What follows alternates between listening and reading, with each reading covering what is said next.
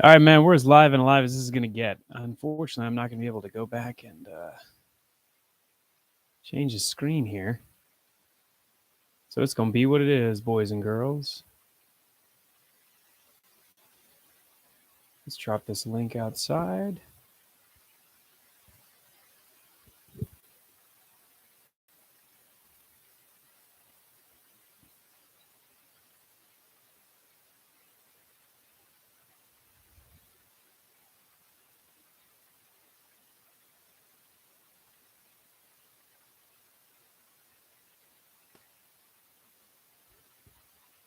I'm glad we're completely frozen up right now. My apologies to anyone. Man, you know what? It's going to be what it is. All right.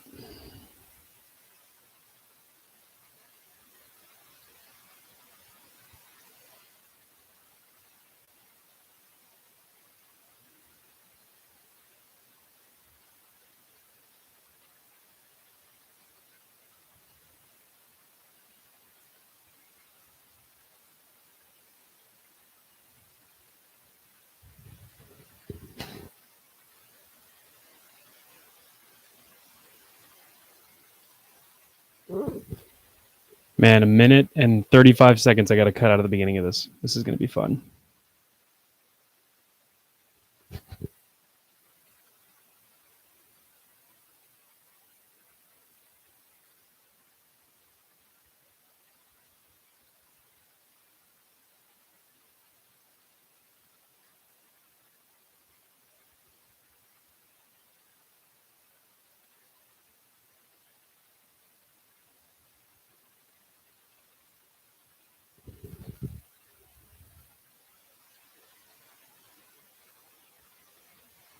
All right, as soon as I get the retweets going, we'll be kicking it.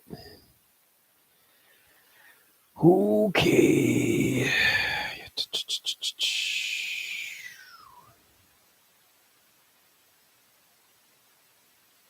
Man, this thing is hard doing it by yourself. That is just a fact.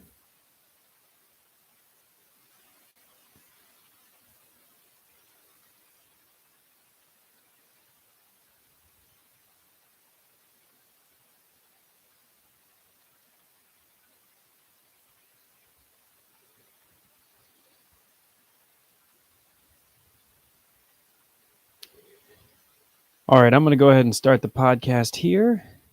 Whoever hops in, come along for the ride. All right, we're coming off the fourth Auburn victory in a row. Auburn just beat Alabama A&M at home, 84-54. They didn't quite cover the spread, which, depending on where you looked, boomed to an astronomical 33.5 points just prior to this game. When I saw it, the line was at 32, so winning by 30, pretty good any way you slice it. My name's Ben. For those of you who don't recognize the sound of my voice by now, I'm running the show solo tonight. Ryan is off trying to have another baby. Matt and Jackson are both busy with the family. I'm stuck in New York for the holidays, so you're all stuck with me. So it's not going to be much of an MVP debate tonight. However, I am going to discuss some players for you guys that really stood out today.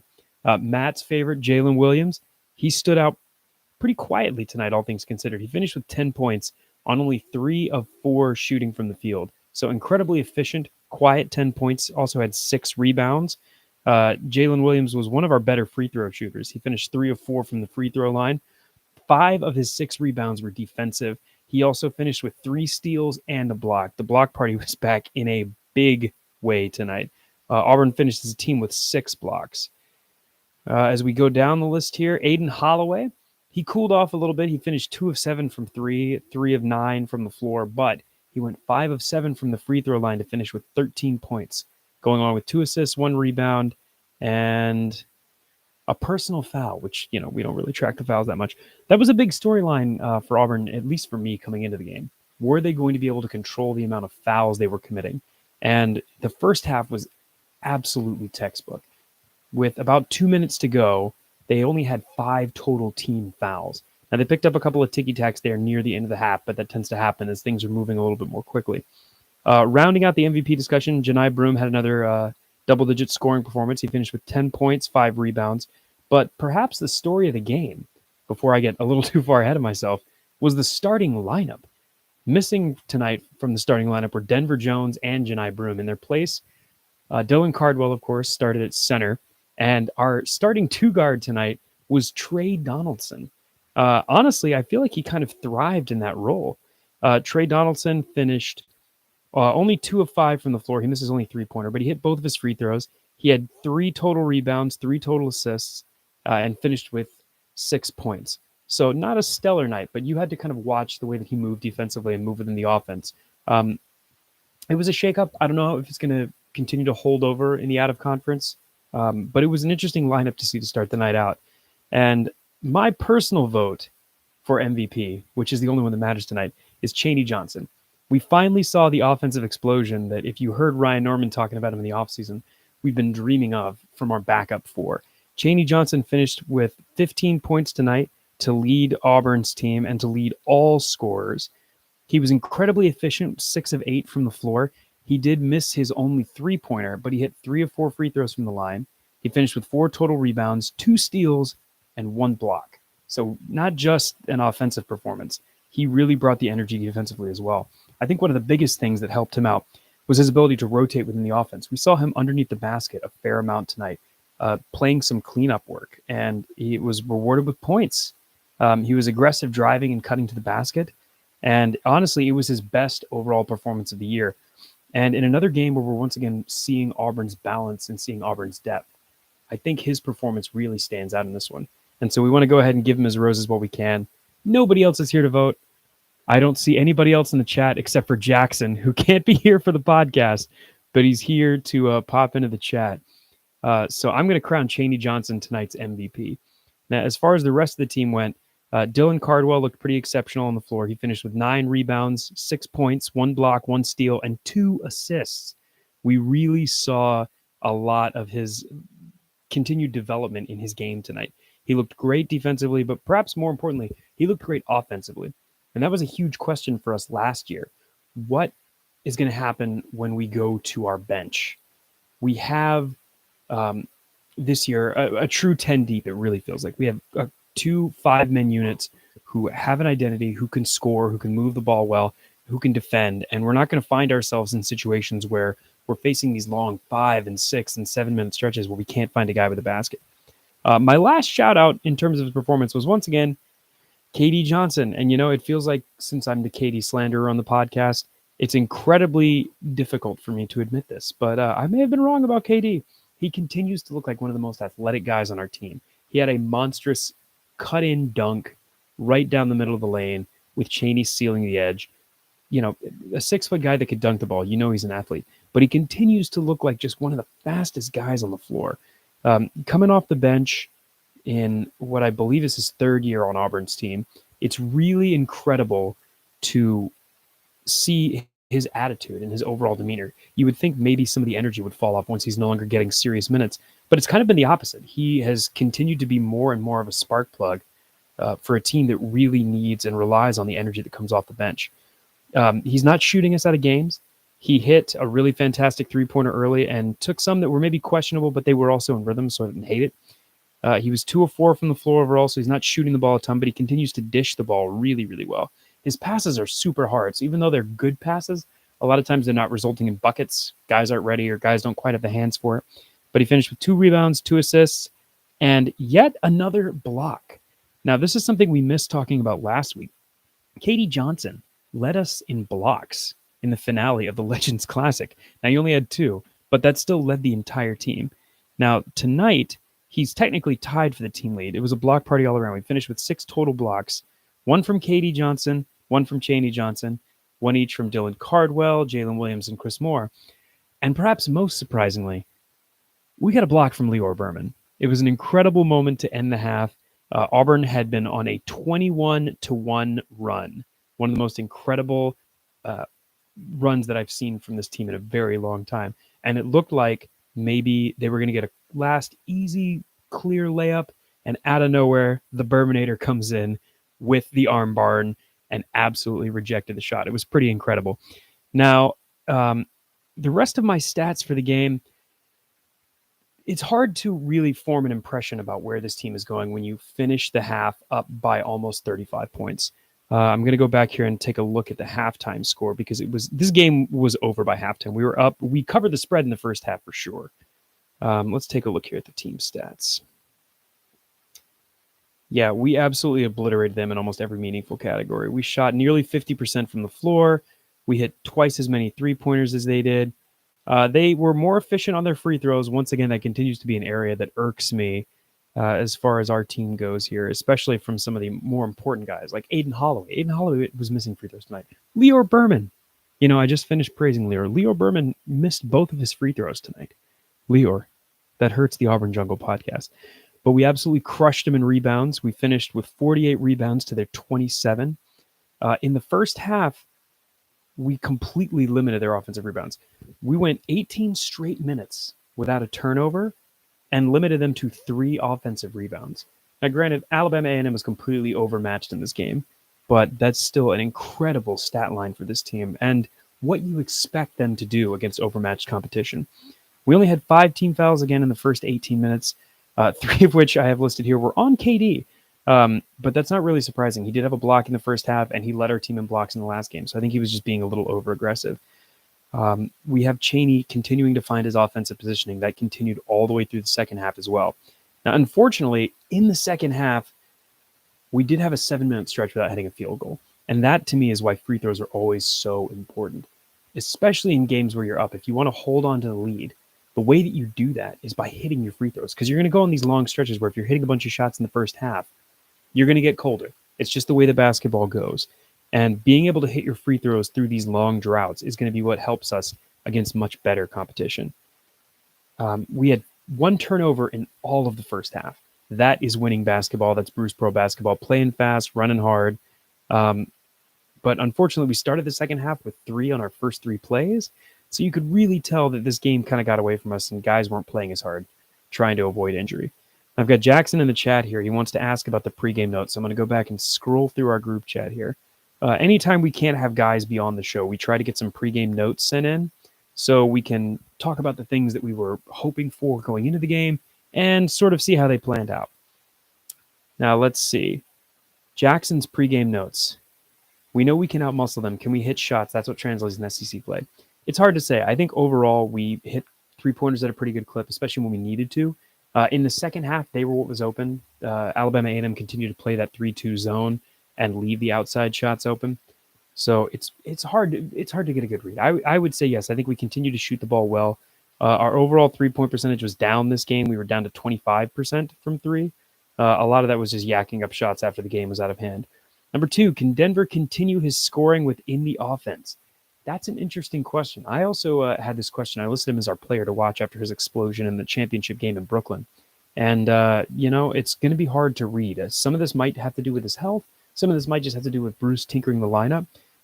But Denver Jones did not have a huge night. In fact, he had an incredibly quiet night overall.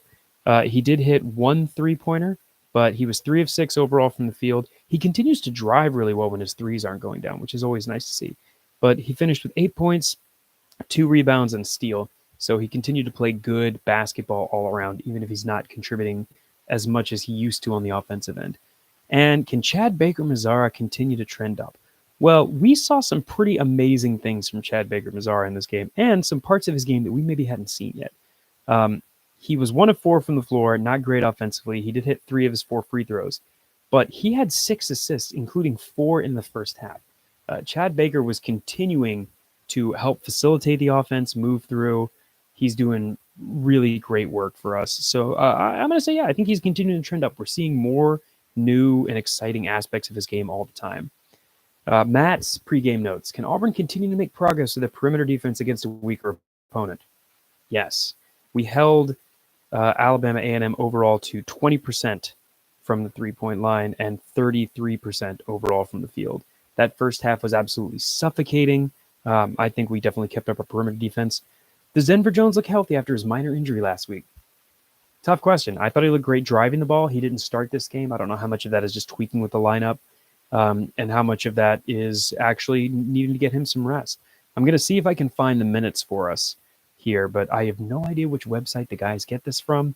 So bear with me while we work through it. Overall, again, if you're a fan of Auburn basketball, you've got to tune into games like this because you're going to get to see some unusual lineups. You're going to get to see guys play and get minutes that they don't normally get. You're going to see Bruce try some incredible plays. And I think we saw all of that tonight. I think we saw guys play in some unusual positions. I think we saw a lot of different lineups. We saw Trey Donaldson play the 2, which is something we were hoping to see maybe a little sooner than we did, but hey, we still got it. All right, once again, I'm failing to find the minute breakdown here, which is something that I really wanted to talk about. We got Tony Barnhard here in the chat. Tony Barnhard agrees. You missed the top of the stream, but don't worry, Tony. Chaney Johnson was definitely the MVP overall. Jackson says, if we were going to rest Denver, it should have been tonight. I definitely think it was a tinker. I agree with that. I think we've got the opportunity here with a really unselfish basketball team to play around with a bunch of different lineups, try some things that are different and exciting, and just, make things happen. And I definitely think Dylan Cardwell being rewarded with a start comes from him hitting 6 free throws in a row down the stretch, icing the game for the championship in Brooklyn.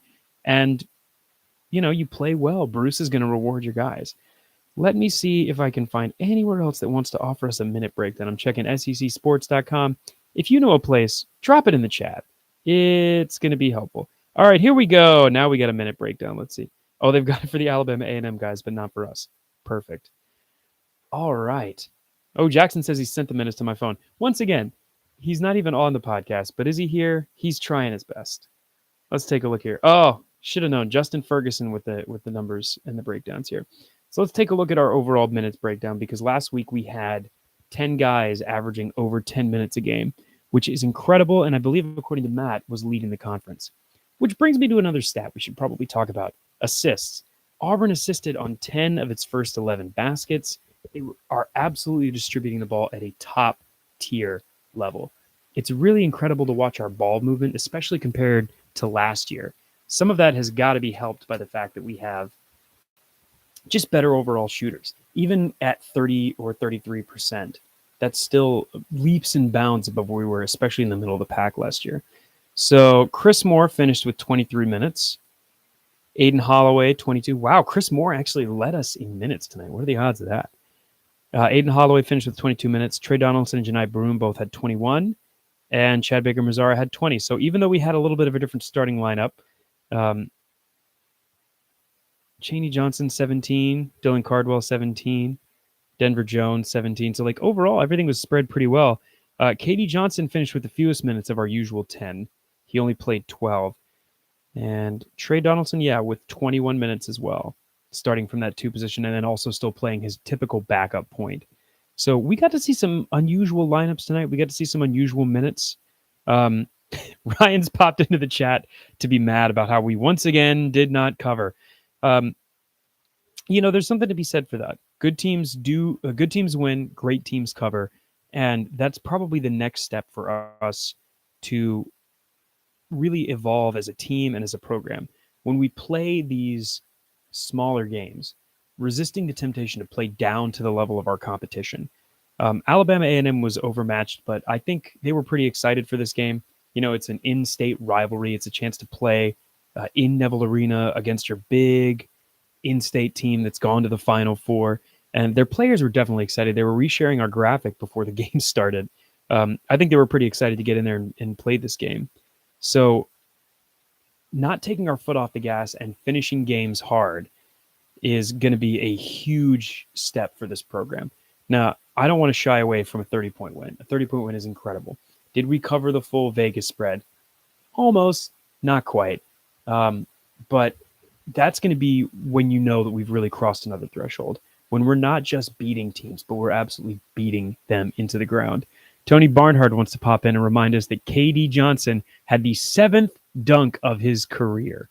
Underrated bounce. Yeah, if you didn't get a chance to see that KD Johnson dunk, go back and find the highlight. We had some incredible dunks tonight. We had Chaney Johnson with a steal and a windmill dunk to match Jalen's from the championship in Brooklyn. There's some great highlights from tonight's game if you can go out and find them. I'm sure Jackson will cut them up and post them to Reels on our social media. But let's take a little peek forward at Auburn's schedule next. We're playing Virginia Tech next at home as part of the SEC ACC Challenge. I'm going to take a look here and see what Virginia Tech's overall record is looking like. They're currently standing at 3-1. That game's going to be on the 29th. Oh, it's a late tip. It's a 9:15. Man, being an Auburn fan on the East Coast can be kind of hard sometimes. Right now, we're favored pretty heavily, but Virginia Tech, they're not playing bad. Like I said, they're 3-1. Let's see if they've got any quality wins over anybody right now. They were beaten by South Carolina, who is still in a little bit of a rebuild. They won a game while only scoring 60 points against Campbell. But they did just drop 98 in their win over Wofford, and they opened the year dropping 100 on Copen State. So there you see, again, some of these other basketball programs that are able to absolutely throttle these smaller teams. Granted, we're dealing with some injuries. We're coming back from an incredible road trip, a high-energy win in New York. But if there's one thing that I want to continue to see from this team, it's the willingness to absolutely crush people. We got Connor Feemster in the chat. Super happy we won. And then Jackson wants to know, what are we most thankful for on this team for Thanksgiving? It's hard to say you're not thankful for the shooters. Man, the shooters on the outside, Denver Jones, Aiden Holloway, Trey Donaldson being willing to do whatever he needs for this team. It's pretty great to see guys hit shots from the outside. Even Katie Johnson. Katie Johnson finished the year last year as one of our most efficient three-point shooters. He continues to be efficient with the ball this year. It's a huge deal to have people hitting shots on the outside, especially when we return our front court with the strengths that we have in Jalen Williams and Janai Broom. Tony Barnhart, fairly concerning trend. I believe we've been outscored in the second half in 4 of our 5 games. Got to tighten that up. Man, I'm going to have to go look that up and have that stat ready for next time. But yeah, now, granted, in a couple of these games, we've been absolutely crushing them, and it's just been a matter of staying ahead and trying to figure out where our offense is going to come from inside. I mean, you got to take the shots that teams are giving to you. Brooklyn vibes and thoughts now that we are not on the street. You know, Jackson, it was really great to see Auburn basketball in person again after so many years, but probably more so than that, it was great to be around so many Auburn fans and people that love basketball. I was really impressed with how well we traveled. Like Bruce was saying in his press conference the other day, it's almost to a F-word level now. We're seeing more and more people willing to take these trips because they know that Auburn's going to put on a show. We did that in Brooklyn. I think we did that tonight against Alabama A&M. We had some spectacular dunks. We played some incredible defense for incredible stretches. But like Tony said, we got to find a way to put together all 40 minutes. We're not quite there yet, but I think we're pretty close. Tony says in the chat, he's thankful for KD's energy. Zone 6 represent. Yes, once again, Katie and Chad Baker-Mazar, we found out this week that they're roommates. Incredible energy from the two of them and just invaluable. It's been officially announced. Next year, we're going to the Maui Invitational, and then after that, we're going back to the Bahamas for the Battle in Atlantis. If you haven't had a chance to check out Jackson's other show, The Offshore Accountant, over on Vice, you got to look that up.